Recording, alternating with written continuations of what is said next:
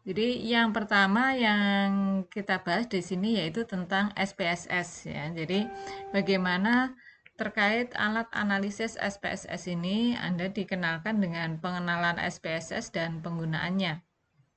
Nah, SPSS di sini digunakan untuk mengolah data hasil dari penelitian Anda itu atau data penelitian Anda yaitu hasil pencatatan peneliti yang baik yang berupa fakta ataupun angka gitu ya. Jadi SPSS di sini digunakan untuk mengolah data penelitian Anda. Nah, data penelitian Anda yang dikumpulkan dari informasi gitu ya, yaitu kumpulan data yang sudah melalui proses pengolahan sehingga dapat menjadi sesuatu yang bermanfaat bagi seseorang yang kemudian digunakan untuk pengambilan suatu keputusan atau tindakan. Jadi nanti ketika Anda mencari data, itu kan harus Anda lakukan tabulasi data ya. Jadi SPSS ini digunakan untuk mengolah data yang sudah diolah oleh peneliti, yaitu berupa tabulasi data. Nah, SPSS itu sendiri adalah software komputer untuk mengolah data statistik secara profesional. Jadi, SPSS merupakan paket program statistik yang berguna untuk mengelola dan menganalisis data penelitian menurut Wahyuni 2007 ya. Jadi dengan SPSS maka kebutuhan pengolahan dan analisis data ini dapat diselesaikan dengan mudah dan cepat. Nah, wujud daripada program SPSS itu sendiri seperti apa gitu ya. Jadi di dalam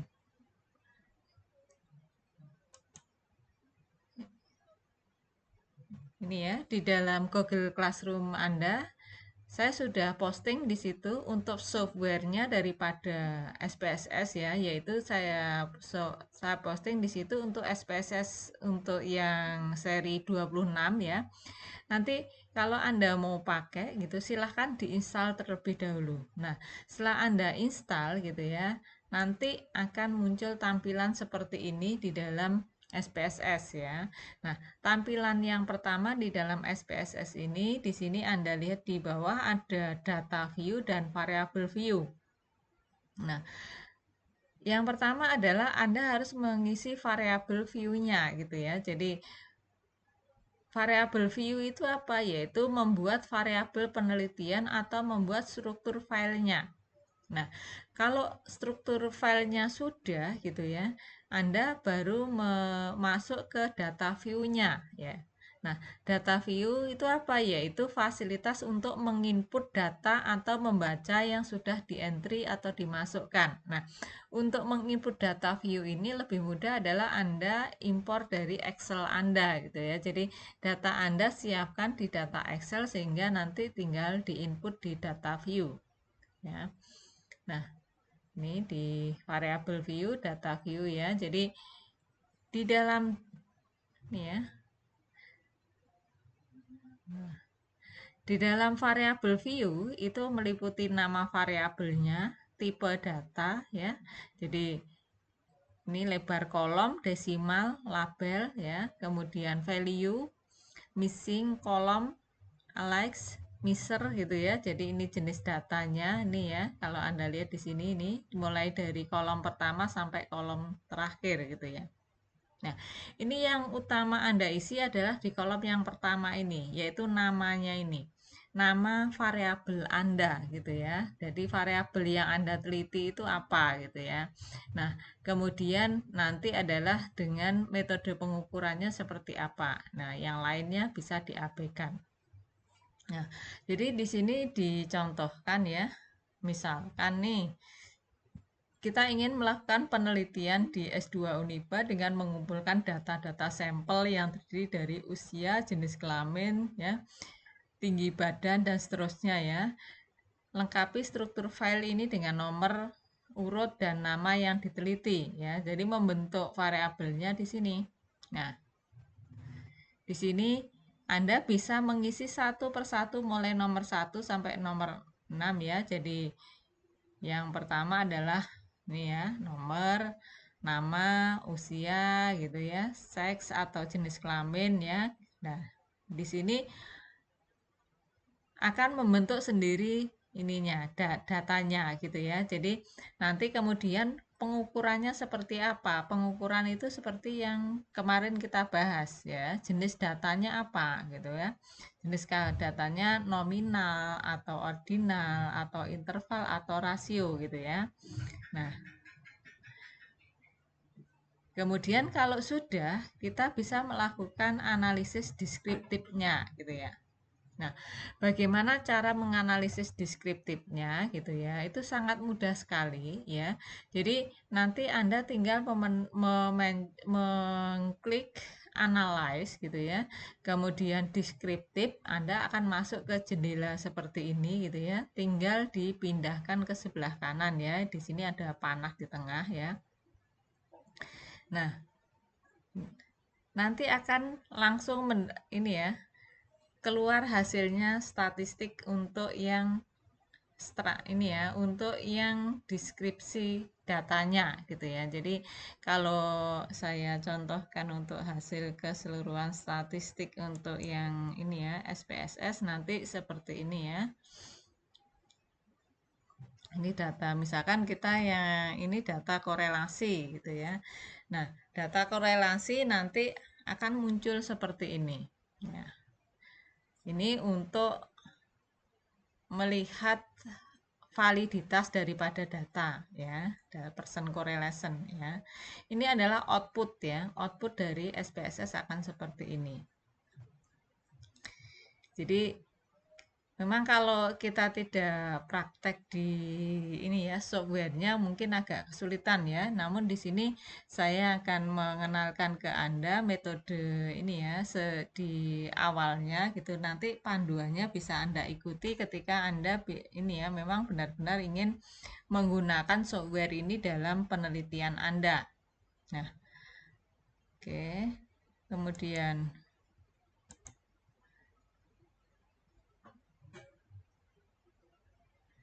ini yang pertama yaitu tentang SPSS ya. Jadi untuk analisis datanya, sebentar.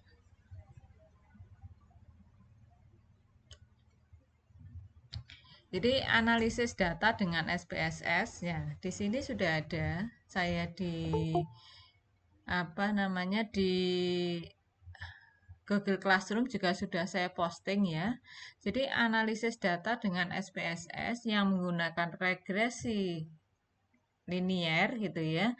Itu seperti saya sampaikan ya, yang pertama adalah bahwa data harus lolos dari asumsi klasik, di mana asumsi klasik itu meliputi apa aja, yaitu meliputi uji normalitas gitu ya, kemudian multikolonialitas ya, kemudian uji homodastisitas ya. Kemudian kalau data Anda adalah data panel ya, Anda perlu melakukan uji apa? Autokorelasi. Tapi kalau data Anda bukan data panel, Anda tidak perlu melakukan uji autokorelasi ya. Nah, uji autokorelasi itu kenapa kok digunakan di data panel? Kita ingat ya perbedaan data panel sama data ini ya cross section ya. Kalau data cross section adalah data Anda dikumpulkan hanya di satu waktu ya. Kemudian kalau data panel itu adalah data yang dikumpulkan dengan time series ya. Jadi meliputi antar waktu gitu ya. Nah, di sini Anda tinggal mengikuti petunjuknya aja ya, bagaimana menguji normalitas gitu ya. Nih. Jadi petunjuknya sudah ada gitu ya. Jadi bagaimana mengambil sebuah kesimpulan ya dari uji normalitas ya, bisa menggunakan Kolmogorov Smirnov ya. Di sini dengan tingkat signifikansi yang biasa digunakan adalah 0,05. Kemudian uji homogenitas, kemudian juga uji ini ya, uji linearitas. Nah, ini adalah interpretasi hasilnya, multikolonialitas ya.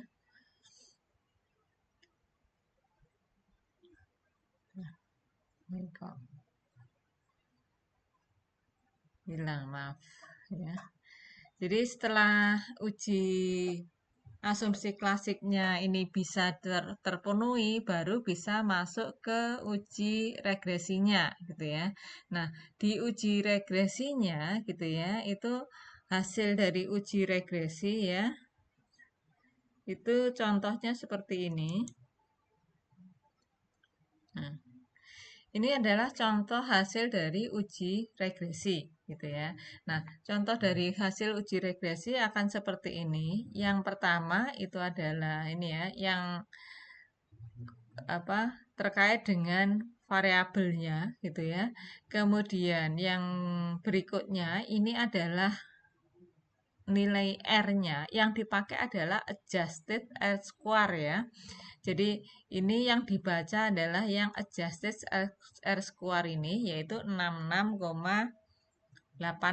Artinya bahwa variabel yang Anda teliti itu adalah variabel apa variabel bebasnya bisa mempengaruhi variabel terikatnya sebesar 66,8% gitu ya. Nah, di atas atau selebihnya itu dipengaruhi oleh variabel lain di luar model gitu ya.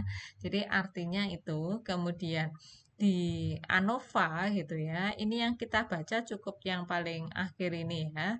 Dengan tingkat signifikansi 0,000. Artinya apa gitu ya. Singkat signifikansi di bawah 0,05 ini artinya bahwa model tersebut itu layak digunakan gitu ya. Jadi memenuhi uji kelayakan gitu ya. Nah, kemudian yang berikutnya adalah uji hipotesis. Ini namanya uji hipotesis. Nah, uji hipotesis itu yang dibaca di bagian signifikansi di sini ya. Ini kita punya variabel komitmen sama kelelahan gitu ya. Nah, ini di bawah 0,05. Kalau di bawah 0,05 artinya apa? Artinya di sini bahwa variabel tersebut gitu ya, variabel ini mempengaruhi variabel terikatnya gitu ya. Nah, jadi ini hasil regresi gitu ya. Nah, saya pesankan pada Anda, nanti kalau Anda di tesis Anda, jangan sampai di tesisnya bab 4-nya Anda tampilkan seperti ini ya. Jadi penampilan di tesis itu seperti apa gitu ya. Tampilannya itu nanti harus Anda rubah gitu ya. Anda rubah seperti ini sebentar.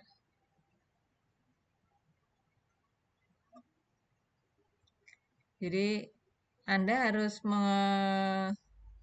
menampilkannya tidak dengan letterlock sesuai dengan yang ada di ini ya di saya bukakan contoh tampilannya.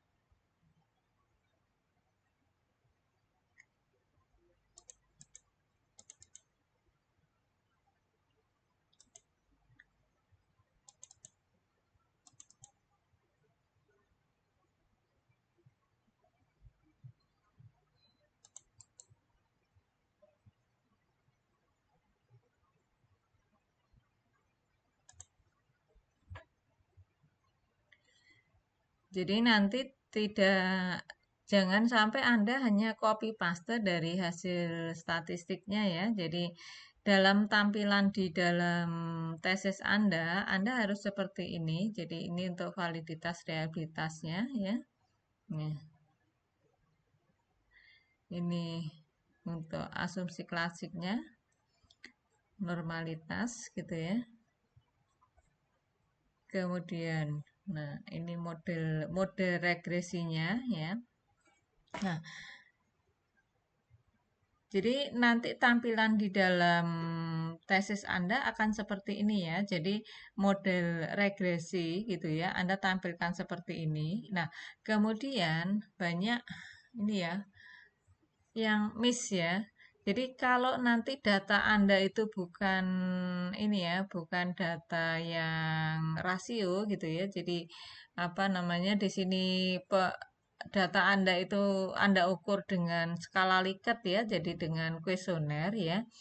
angka ini tidak perlu dibaca dalam hasil analisis ya. Jadi Anda cukup membacanya bahwa ini ya, kalau seperti ini membacanya bagaimana? Jika komitmennya meningkat, maka kepuasan kerjanya meningkat karena ini posisinya positif ya.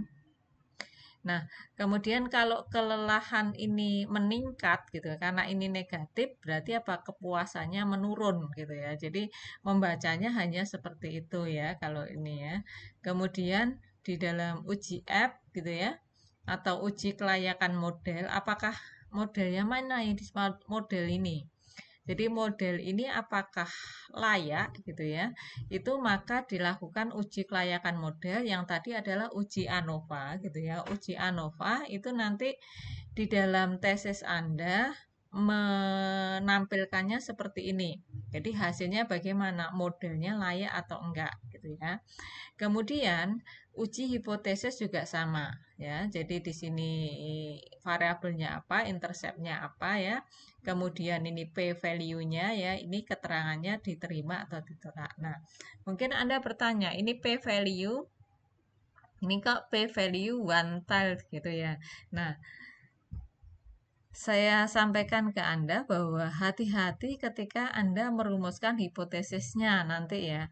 Jadi kalau Anda merumuskan sebuah hipotesis itu arahnya jelas gitu ya. Jadi arahnya jelas itu bagaimana? Kalau hipotesis Anda itu berbunyi berpengaruh positif terhadap ini ya. Jadi X berpengaruh positif terhadap Y atau X berpengaruh negatif terhadap Y gitu ya. Maka pengujian Anda itu adalah dikategorikan pengujian one tiled gitu ya, one tiled.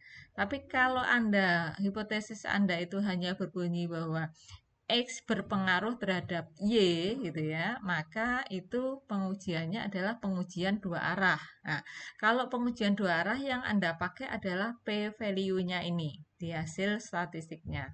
Tetapi kalau Anda, hipotesis Anda yaitu X berpengaruh positif terhadap Y atau ini ya, X berpengaruh negatif terhadap Y, maka P value-nya harus Anda bagi dua gitu ya. Nah, untuk apa? Untuk ke one tiled ini gitu ya. Nah, ini P value ini digunakan untuk apa? Untuk memutuskan apakah hipotesisnya diterima atau ditolak gitu ya. Nah, ini diterima atau ditolak ini adalah hipotesis alternatif. Jadi, jangan lupa nanti ketika menyajikan di tesis Anda sebelah kanan ini adalah kolom keterangan yang menerangkan hipotesisnya diterima atau ditolak ya. Nah, itu untuk yang ini SPSS-nya ya. Jadi nah, kemudian berikutnya ini ya. Saya akan mengenalkan tentang analisis menggunakan web PLS gitu ya. Nah, analisis menggunakan web PLS atau sebelum ke web PLS saya mungkin perlu kenalkan ke Anda nih ya. Sebenarnya proses atau ini ya software SPSS itu seperti apa gitu ya. Kalau dibuka mungkin sebagian sudah familiar gitu ya. Namun mungkin ada beberapa yang belum familiar. Coba saya bukakan ya. Ini adalah software SPSS ya yang tadi secara ini ya. Secara tahap-tahapnya sudah saya sampaikan tadi. Nah, ini ya. Jadi tampilan software SPSS itu seperti ini gitu ya. Jadi yang tadi kita mengisinya di variabel view terlebih dahulu ya, nama variabelnya di sini. Kemudian baru di data view ya. Intinya di sini itu hanya di ini. Nah, di analyze ini. Nah, kalau Anda melakukan transformasi data, ini ada transport ya. Jadi ini bisa digunakan. Nah, kalau data Anda sudah final gitu ya, Anda di sini sudah tinggal klik-klik aja semua. Ini statistik deskriptifnya. Kemudian ini ya, uji regresinya. Ini regresi linear, tinggal klik aja gitu ya. Jadi sebenarnya tidak ada yang sulit ya. Nah, kemudian bagaimana apakah ini ya, saya bisa melakukan running sendiri? Sudah pasti bisa gitu ya. Sudah pasti Anda akan bisa melakukan running sendiri gitu ya. Silahkan Anda menggunakannya, softwarenya sudah saya kasih di situ gitu ya. Nah, panduannya gitu ya untuk di bagaimana cara menggunakan SPSS-nya ya. Itu sudah ada di sini saya ini ya. Saya kasih link ini ya. Link SPSS Indonesia gitu ya. Jadi www.spss Indonesia gitu ya. Di sini Anda akan mendapatkan tutorial yang lengkap tentang SPSS. Apa yang Anda butuhkan. Di sini ada semua. Silahkan di ini ya, dibuka gitu ya. Di sini free semuanya ya.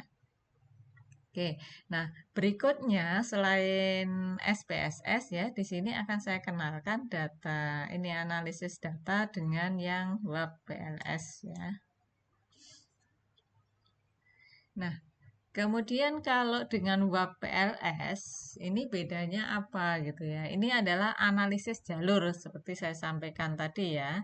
Jadi WAP PLS ini digunakan analisis jalur. Apakah hanya WAP PLS saja? Tidak. Seperti saya sampaikan di awal tadi, bisa juga menggunakan analisis SEM ya, Struktur Equation Modeling ya. Nah, di sini untuk PLS sendiri itu juga ada dua ya, bisa WAP PLS ataupun bisa Smart PLS ya. Nah, yang paling sederhana tapi full power ya, itu Anda bisa menggunakan WAP PLS ya. Nah, WAP PLS ini apa? Yaitu software aplikasi yang dikembangkan oleh Netcom menggunakan MATLAB ya, compiler dan Java. Software ini dapat menganalisis model SEM yang berbasis varian. Model analisis SEM dengan menggunakan WAP PLS ini dapat mengidentifikasi dan mengestimasi hubungan antar variabel laten, apakah hubungan tersebut bersifat linear atau non-linear ya. Jadi ada WAP PLS ini ya, regression ya. Jadi tadi saya sampaikan bahwa regresi bisa juga dianalisis dengan PLS ya. Nah, kemudian juga bisa juga terkait dengan robust path analysis yaitu untuk menghitung skor faktor dari rata-rata nilai semua indikator dengan variabel latennya gitu ya. Nah, panduan buat PLS ini lebih sederhana ya. Jadi di sini kalau di laptop Anda sudah Anda install, Anda masuk ke ini ya, ke WPLS akan ada tampilan seperti ini gitu ya. Nah, ini ada trialnya ya, trialnya 3 bulan. Nah, kalau lewat 3 bulan bagaimana Bu gitu ya? Apakah saya mau harus beli? Nggak juga gitu ya. Kalau biasanya saya menggunakan ini, kalau trialnya habis itu saya hapus gitu ya. Saya hapus, kemudian saya install lagi gitu ya. Nanti akan mulai lagi dengan trial lagi. Jadi saya nggak perlu beli softwarenya gitu ya. Nah, perbedaan dengan di PLS, kalau di sini ini ada step-stepnya, yaitu step pertama sampai dengan step kelima gitu ya. Step pertama sampai dengan step kelima ya. Ini dari masing-masing step Anda sudah dipandu di sini ya. Anda sudah dipandu, nah tinggal ini ya, menerapkan saja kalau Anda ingin menerapkan. Nah, ini saya kasih contoh ya, model ini ya. Nah, sebelum masuk ke situ, nanti kalau Anda sudah menginstal WPLS, cara membuka WPLS agak sedikit berbeda dengan membuka SPSS ya. Jadi kalau membuka WPLS itu membukanya itu di desktop ya. Di desktop ya. Jadi saya perlihatkan di desktop ya.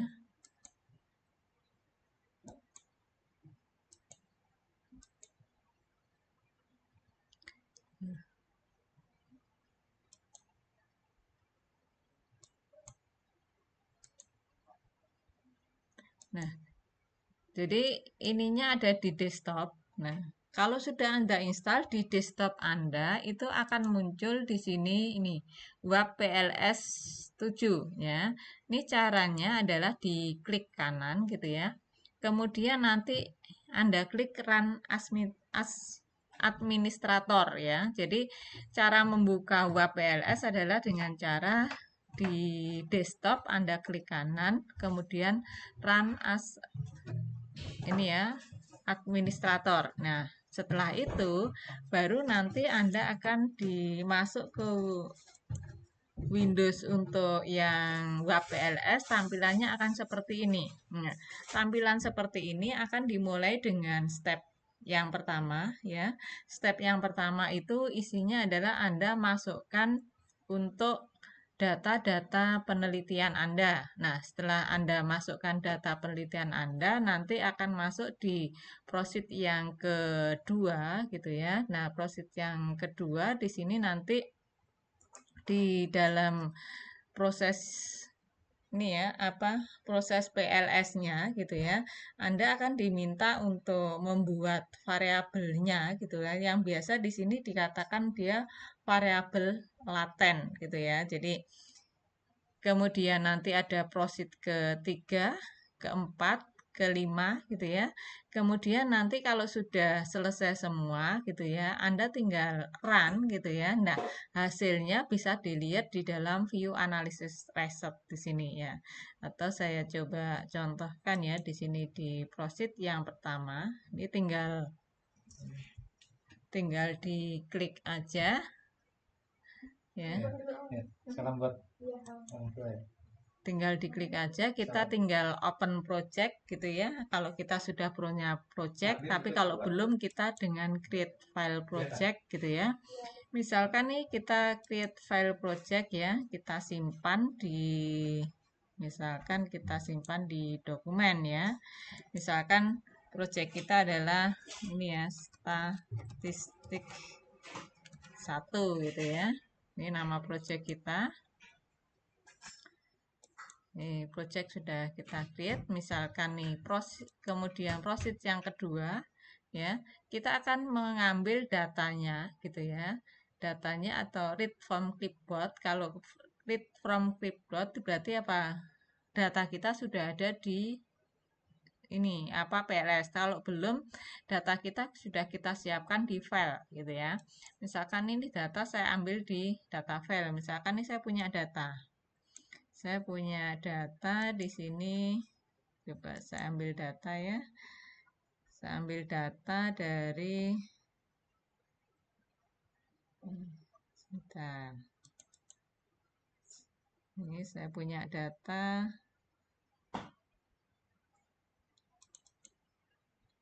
Nah, biasanya setelah ini ya, kita masuk ke sini, biasanya ada di sini extension txt ya. Ini kita rubah ke all file gitu ya. Nah, yang bisa kita masukkan ke PLS ini adalah yang extensionnya ini ya, Excel ini ya, data Excel yang seperti ini gitu ya. Ini kita masuk gitu ya. Kita oke.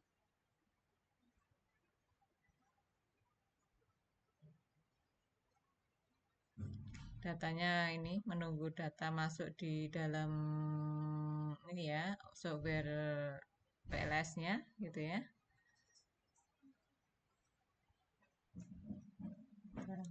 Datanya nggak mau masuk. Nah, ini datanya udah mulai masuk, jadi dia membaca.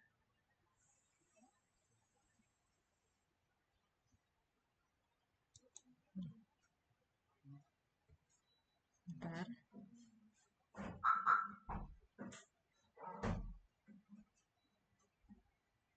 Nih, nah, harus dimasukkan lagi.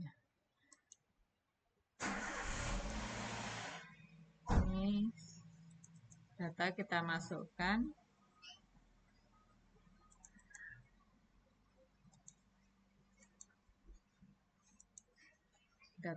Data sudah kita siapkan, kita masukkan ke sini.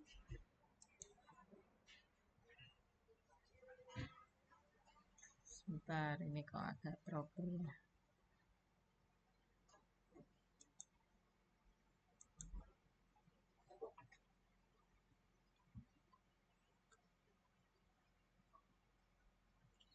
Jadi prosesnya agak menunggu ya untuk yang data ini.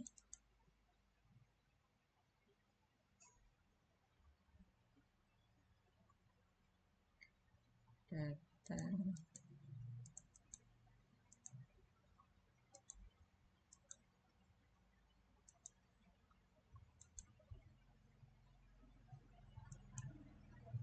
Oke, coba kita tunggu untuk datanya masuk ke dalam PLS.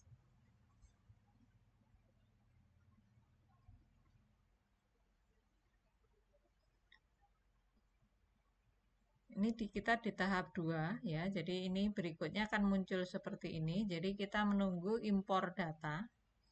Jadi ini PLS sedang melakukan impor data dari ini ya, dari file kita gitu ya. Nanti ini.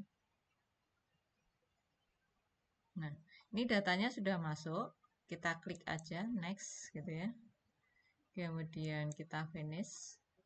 Nah, datanya sudah masuk, kita oke, kita yes gitu ya. Kita oke.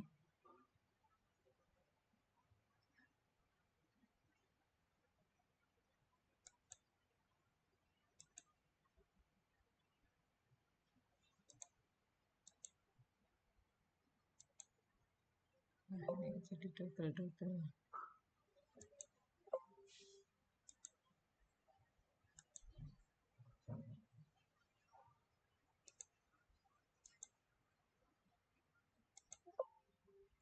Oke, nah kalau sudah selesai tahap ini ya, tahap 2 ini adalah memasukkan data ke PLS ya. Kita masuk ke tahap 3, ini pre-process data. Jadi pre-process data itu untuk checking missing value. Jadi ada yang missing nggak data kita gitu ya. Nanti dari PLS ini sendiri sudah akan men-screening sendiri. Nah, kalau di dalam SPSS kita tadi melakukan uji asumsi klasik ya, kita ini satu-satu gitu melakukan transformasi data gitu ya. Tapi kalau di dalam PLS ini softwarenya akan memproses sendiri gitu ya. Jadi yang missing akan apa dikorek atau dibenarkan oleh mereka sendiri. Nah, kalau kita sudah menyelesaikan tahap ketiga, missing data sudah ini ya dibersihkan, kita masuk ke tahapan berikutnya, tahapan keempat yaitu ini ya, desain model gitu ya. Nah, di sini kita menggambar gitu ya. Kita menggambar gitu ya. Kita dengan create variable gitu ya. Kalau variabel saya masukkan tadi ya. Itu ada ini. Jadi variabel yang pertama itu ini ya, komitmen gitu ya. Komitmen. Ini kita pindah ke kiri. Nah, perlu saya sampaikan di sini bahwa di dalam PLS kita mengenal dua variabel, yaitu variabel reflektif dan formatif ya. Nah, kalau variabel kita itu ya datanya kita cari dari data ini ya, data untuk apa dengan kuesioner gitu ya. Jadi daftar pertanyaan itu namanya variabel reflektif ya. Jadi merefleksikan gitu ya. Tapi kalau variabel kita adalah data keuangan gitu ya. Dan jangan lupa nanti kalau data Anda data keuangan bagi yang ngambil keuangan dan menggunakan PLS ini, data Anda itu harus Anda rubah ke formatif ini ya. Datanya bukan reflektif tapi formatif gitu ya. Nah, setelah ini baru kita save variabelnya, save variabel latennya. Nah, demikian juga tadi kita punya 4 variabel kita ini semua gitu ya. Nah, kita klik di sini, kita masukkan semua datanya. Nah, variabel yang kedua adalah tentang variabel konflik, kebetulan punya saya ini. Variabel konflik, ini reflektif, kita save gitu ya. Kemudian variabel yang ketiga gitu ya. Variabel yang ketiga adalah untuk variabel kelelahan gitu ya. Kemudian kita save. Kemudian variabel yang keempat itu adalah kepuasan kerja, ini Y ya. Jadi hati-hati, yang Anda masukkan ke sini ini adalah yang pertanyaan ya. Kalau di variabel ini adalah total ya, kan totalnya tidak usah dimasukkan gitu ya. Ini terkait dengan variabel kepuasan kerja gitu ya. Ini variabelnya reflektif, kita save. Nah, ini bisa Anda edit gambarnya gitu ya. Ini kebetulan variabel yang ada di sini adalah variabel mediasi gitu ya. Nah, hubungan variabelnya seperti apa gitu ya. Kita create direct action ya. Kita ini directnya, kita klik di sini gitu ya. Ini akan muncul panah. Kemudian direct action yang kedua adalah ini. Gitu ya. Ini. Kemudian direct action, kita create direct action yang ketiga gitu ya. Ke sini.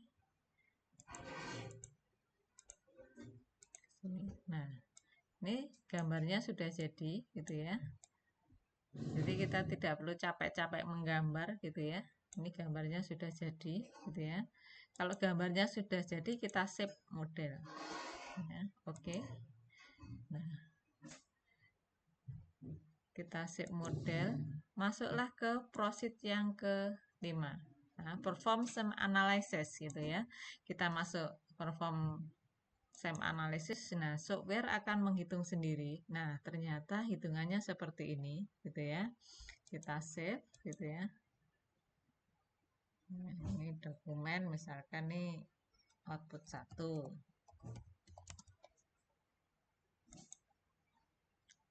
Oke ya, kita close, gitu ya.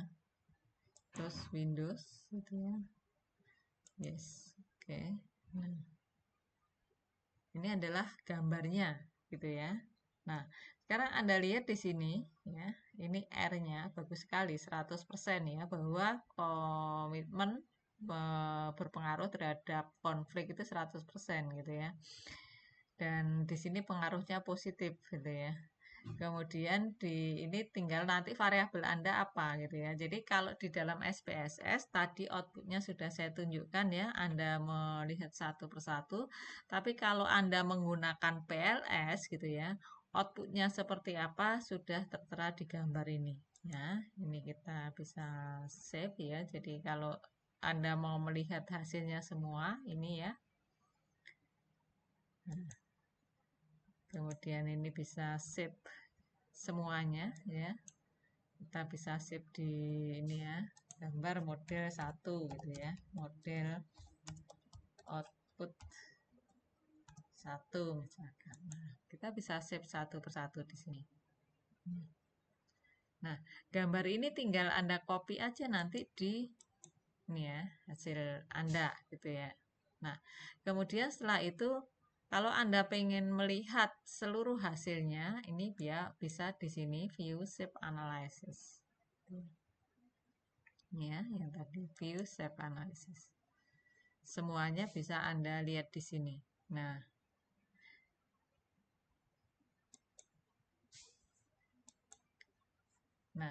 kalau di validitas reliabilitas di dalam PLS itu melihatnya di sini variabel indikator loading dan cross loading ini ya. Jadi di situ nanti ada panduan bagaimana membaca loading dan cross loadingnya. Jadi ini lebih full power gitu ya ketika Anda menggunakan PLS ini gitu ya. Oke, jadi saya kembali ke sini ya. Oke, jadi di sini sudah saya kenalkan tentang PLS dan juga ini ya, dan juga untuk SPSS. Jadi nanti tinggal Anda bagaimana data penelitian Anda dan alat analisis Anda yang akan Anda gunakan yang mana gitu ya. Anda bisa menggunakan SPSS ataupun Anda menggunakan PLS Nah, SPSS yang saya upload di Google Classroom ini adalah untuk yang seri terakhir ya, 26. PLS pun juga untuk yang seri terakhir ya, 7. Kalau di PLS ini Anda bisa gunakan trial gitu ya. Kebetulan kalau yang SPSS ini harus beli ya, tapi di sini sudah saya kasih untuk cracknya gitu ya. Jadi Anda bisa pakai dengan ini ya, dengan memakai cracknya gitu ya. Jadi dimasukkan ketika menginstal itu Anda bisa pakai ya. Oke, jadi itu mungkin ini ya, apa terkait dengan materi ini ya, tools atau alat analisis data gitu ya, yang bisa saya sampaikan di ini ya, di pertemuan yang ketiga ini gitu ya. Jadi nanti ketika Anda mengalami kesulitan, silahkan untuk ini ya, bagaimana alat apa yang Anda gunakan, Anda bisa konsultasi langsung dengan saya.